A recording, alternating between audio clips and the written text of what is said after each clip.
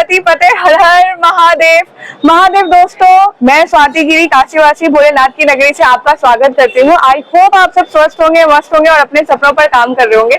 आज ये मेरा फर्स्ट व्लॉग है। आज गणेश चतुर्थी भी है और मेरा आज बर्थडे भी है, तो कितनी सारी चीजें एक साथ हो रही है। मैं इस बात से बहुत ज्यादा खुश हूँ। मैं काफी टाइम से सोच रही थी व्लॉगिंग स्टार्ट करने का, बट कुछ ना कुछ रीजन से वो स्किप हो जा रहा था। बट फाइनली आज से मेरा व्लॉग आएगा और आज से गणपति बप्पा भी आ रहे हैं, तो चलिए शुरू करते हैं। क्योंकि मैं मेरे बर्थडे के दिन की शुरुआत भगवान जी के दर्शन से करना चाहती थी, इसलिए मैं आज सुबह जल्दी उठ के रेडी हो गई थी और सबसे पहले मैंने मेरे घर के भगवान जी के दर्शन किए और उनसे खूब सारा आशीर्वाद लिया। जा रही हूँ अपने बाबा काल भैरव जी के दर्शन करने। ऐसा माना जाता है कि जो कोई भी काशी में बसने, काम करने या बनारस में कुछ भी नया शुरू करते हैं ना, वो बाबा काल भैरव जी के दर्शन जरूर करते हैं। तो मैं भी चाहती थी कि मैं अपने जीवन के एक नए पड़ाव की शुरुआत अपने बाबा के दर्शन से ही करूँ। और देखिए, बाबा भी यही चाहते हैं। वैसे ये मेरी सभी विशेष पूरी करते हैं और अगर एक दो विशेष नहीं पूरी करते हैं, इसका मतलब है कि वो मेरे लिए अच्छी नहीं है, तभी वो पूरी नहीं हुई है। अदरवाइज मेरी ऐसी कोई विश नहीं है जो भगवान जी ने पूरी नहीं की हो। आपको पता है, काल भैरव जी के दर्शन के बिना काशी विश्वनाथ जी का दर्शन अधूरा माना जाता है। और भोलेनाथ की बसाई काशी नगरी के संचालक रक्षक, काशी के कोतवाल बाबा काल भैरव हैं। तो जब भी आप बनारस में आए, काशी में आए, तो इनके दर्शन जरूर करें। इनके दर्शन के बिना आपका जो भी बाकी भगवान जी के दर्शन या पूजा आप करते हैं ना, वो इनकम्प्लीट माना जाता है, ऐसा मैंने सब सुना है। तो अगर आप आए तो अगर हो सके तो आप इनके दर्शन जरूर करें।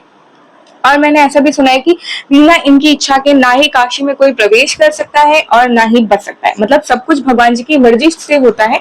और मेरा मानना है कि जो कुछ भी हमारे साथ होता है ना, चाहे अच्छा हो या बुरा हो, वो सब हमारे भले के लिए होता है। इसलिए हमें किसी भी चीज की टेंशन नहीं लेनी चाहिए, सब भगवान जी के ऊपर छोड़ देना चाहिए। क्योंकि वो जो भी करते हैं वो हमारे अच्छे के लिए करते हैं, हमारे भले के लिए करते हैं। वो चाहते हैं कि हमें वो अपने अपने एंड से वो हमें बेस्ट ही देते हैं। मैं जा रही हूँ काशी विश्वनाथ दर्शन करने। माना जाता है और मैंने ऐसा सुना भी है कि काशी विश्वनाथ जी के दर्शन करने से आप जो 12 ज्योतिर्लिंग हैं उनके दर्शन के समान होता है। मतलब आप काशी विश्वनाथ जी दर्शन कर लेते हैं तो 12 ज्योतिर्लिंगों के दर्शन के बराबर माना जाता है। और इतना ज्यादा सुकून मिलता है ना यहाँ पे दर्शन करके कि मैं क्या ही बोलूँ। मैंने किया माँ अन्नपूर्णा के दर्शन। आई विश माँ अन्नपूर्णा हम सब पर अपने आशीर्वाद बना के रखे और कभी भी किसी भी जीव जंतु को भूखे ना रहने दे। मुझे माथे पे त्रिकुंड लगवाना बहुत ज्यादा पसंद है। मतलब बनारस के लोगों के लिए त्रिकुंड का एक अलग ही क्रेज है। मुझे भी बहुत ज्यादा पसंद है। माथे पे एकदम ठंडा ठंडा फील होता है और मेरा तो सिर दर्द का अलग ही टेंशन रहता है।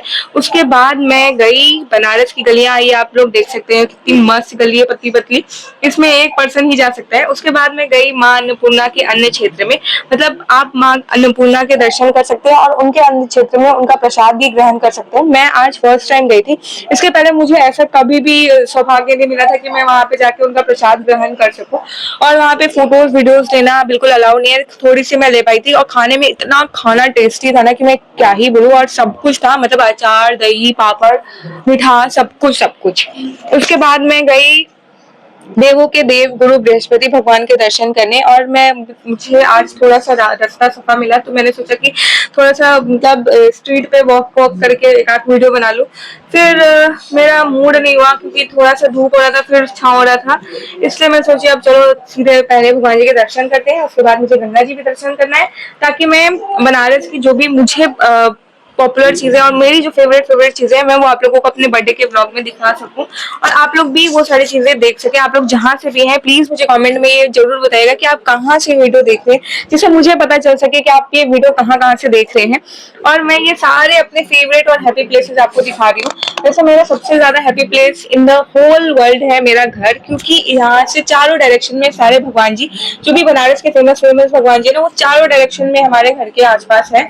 और जो भी बनारस की फेमस फूड्स है ना, वो भी मेरे घर के चारों दिशाओं में मिलती है। चाय हो, कचौड़ी, सब्जी, जलेबी हो, मलइयो हो, और मतलब बहुत सारी चीजें जो भी खाने में फेमस है, जैसे पापड़ वापड़, मतलब सब कुछ मेरे घर के आसपास में मिल जाता है।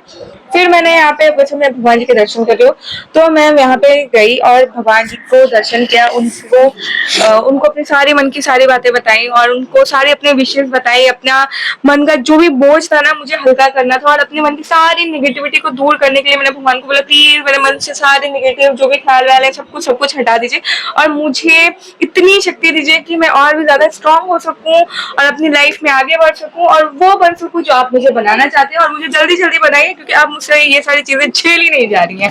उसके बाद मैंने भगवान जी को पैर छुआ, भगवान जी से खूब ढेर सारा आशीर्वाद दिया। उसके बाद मैं वहां पे टहल रही थी और आप लोगों को बता दूं, मंदिर में इतना ज्यादा सुकून, इतनी ज्यादा शांति मुझे महसूस होती है ना कि मैं क्या ही बोलूं। और मैं ये जो दिखा रही हूँ ना, इन दोनों जगह से आप गंगा जी जा सकते हैं। यहाँ से पूरा गंगा जी, मतलब आप इधर से जाएंगे ना तो आपको पूरा गंगा जी मिलेगा। और ये डायरेक्शन मुझे दिखा रही हूँ ना अभी, यहाँ से गोदलिया मार्केट पड़ता है, जो कि बनारस के सारे लोकल पर्सन जो भी है ना वो लोग शॉपिंग करते हैं। मेरा खुद का फेवरेट प्लेस है गोदलिया मार्केट शॉपिंग करने के लिए। वहाँ पे आपको मतलब जैसे दिल्ली और मुंबई में सरोजनी, चोर बाजार, ऐसा सब कुछ है ना, वह उससे मतलब मिलता जुलता ही आप समझ लीजिए गोदलिया मार्केट है। यहाँ पे भी हम लोग बहुत ज्यादा शॉपिंग करते हैं, जो भी बनारस के लोकल लोग हैं। और अब मैं एकदम थक चुकी थी और मैं बहुत सारा कुछ डिस्कस कर रही थी अपनी बहन के साथ कि हम लोग कहाँ कहाँ घूमे, दर्शन करने गए थे। और यहाँ हम लोग बहुत एंजॉय भी किए, मतलब घूम घूम के।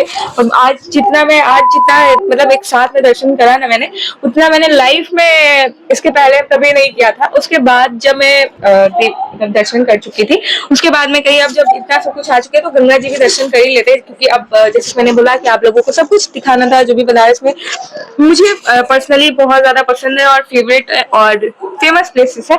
तो गंगा जी को हम कैसे मिस कर सकते हैं बनारस में। और ये मैं काली मैया को प्रणाम कर रही हूँ। और ये जो पंडित जी थे वो बहुत चालू थे, मतलब अगर आपको दक्षिणा में 21 रुपए देना है ना तो इतने चालू थे कि आपसे 121 रुपए निकलवा ले। समझ रहे हो? समझ रहे हो? समझ रहे हो ना? और बनारस के तो मतलब नाम ही में बनारस, मतलब जिसके कण कण में रस भरा हो। और बनारस मंदिरों के लिए फेमस है, अपनी गलियों के लिए फेमस है, गंगा जी के लिए तो मतलब बिल्कुल फेमस ही है। तो मैं पहले गंगा जी के पास दर्शन करने गई, उनका पाँव छुआ और उनसे आशीर्वाद लिया। और भगवान जी से कहा कि भगवान सब पर अपना आशीर्वाद बनाए रखे। और मैंने बहुत सारा कुछ मांगा था। और ये शीतला माता मंदिर है और गंगा जी ना बहुत ज्यादा ऊपर आ चुकी थी। मैं बहुत टाइम बाद भगवान मतलब गंगा जी के दर्शन करने को गई थी और मैंने देखा गंगा जी बहुत ज्यादा ऊपर है, मतलब इसके नीचे बहुत ढेर सारी सीढ़ियां हैं, लेकिन गंगा जी ऊपर आ गई है इसलिए वो सीढ़ियां नहीं दिखती। और ये दशाश्वमेध घाट है, मतलब यहाँ पे गंगा आरती होती है। जो आप लोग गंगा आरती देखते हैं ना, तो सबसे ज्यादा अगर आप लोग मोस्टली गंगा आरती देखते होंगे तो यहाँ दशाश्वमेध घाट वाली ही देखते हैं। और इतना पानी ऊपर होने के बावजूद यहाँ के जो भी पुजारी होते हैं ना, वो गंगा आरती करना नहीं छोड़ते। वो लोग मतलब चाहे जितना भी पानी ऊपर आ जाए वो लोग गंगा आरती करते ही करते हैं। और मेरे ख्याल से सुबह भी होती है, मतलब अर्ली मॉर्निंग भी होती है और नाइट में भी होती है। उसके बाद जब मैं रिटर्न आ रही थी तो मुझे विश्वनाथ गली, जो भी बनारस के लोग होंगे वो जानते होंगे, विश्वनाथ गली बहुत ज्यादा फेमस है, आई होप आप लोगों को भी मालूम होगा। तो वहां पे ही मुझे एक शॉप मिली जिसमें ये फिश स्पा हो रहा था 150 रुपए में 10 मिनट के लिए। और मैंने अभी तक एक्सपीरियंस नहीं किया था जब से ये नई चीज आई थी। मेरा बड़ा मन था कि एक बार मैं इसको ट्राई करूं, देखते हैं कि क्या होता है, कैसा है इसका मतलब काम क्या करता है फिश स्पा से, मतलब सच में पैर गोड़ा वोड़ा हो जाता है कि नहीं। मेरा पैर मुझे ना अपने मतलब पैर के लिए बड़ा टेंशन होता है, तो मैंने कहा एक बार ट्राई करते हैं। पहले तो मुझे बहुत ज्यादा डर लग रहा था कि मतलब कहीं मैंने पानी में पैर डाला और मछलियों ने मुझे मतलब मेरे पैर को काट लिया तो फिर तो बस हो गया।